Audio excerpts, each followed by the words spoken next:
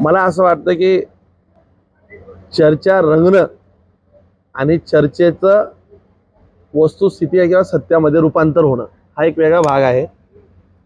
ही चर्चा गेल्या अनेक दिवसापासून रंगताना आपण पाहतोय। त्या चर्चेतला रंग पूर्ण भरू द्या। रंग भरल्यानंतर जे काही चित्र तयार होईल तेव्हा त्यावर बोलणं उचित होईल। सध्या तरी ती चर्चा आहे, कदाचित ती चर्चाच राहील का ही देखील शंका आम्हाला वाटते।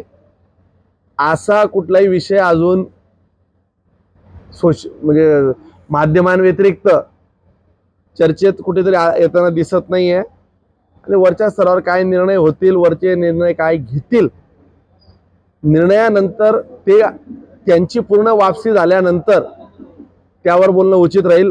ते येत आहे, रस्त्यात आहेत, बॅग भरली आहे, बॅगेत पॅन्ट ठेवली, शर्ट ठेवला, याला काही अर्थ नाही। 4 दिवसापूर्वी त्या ठिकाणी दिल्लीमध्ये जे पी नड्डा अध्यक्ष त्यांची तसेच अमित शहा यांची भेट घेतली। तो फोटो 6 ते 7 वर्षापूर्वीचा फोटो आहे। तुम्ही जर व्यवस्थित बघितलं तर एखाद्या जुन्या गोष्टीला काहीतरी वेगळा संदर्भ देऊन त्याला काही अर्थ नाही।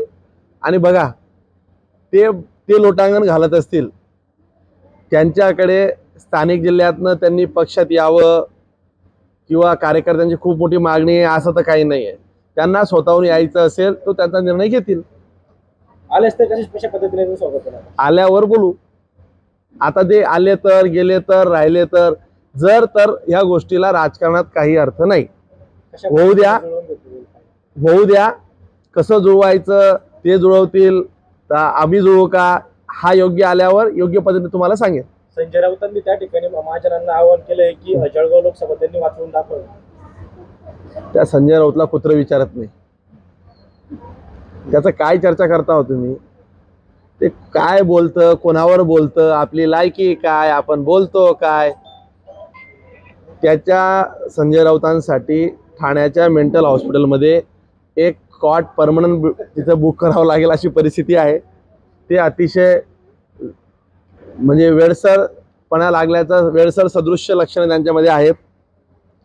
ती लक्षणं उन्हाची तीव्रता वाढल्यामुळे अधिक पद्धतीने वाढत आहे। जळगावकडे त्यांनी प्रयाण केल्यानंतर अजून त्यांच्या छोट्या मागच्या मेंदूचं पाणी होण्याची शक्यता नाकारता येत नाही। जळगावचा उन्हाचा पारा सगळ्यात जास्त असतो, त्याच्यामुळे त्या ऊन लागल्यामुळे तसं ते बोलत असतील, त्यांना बोलू द्या।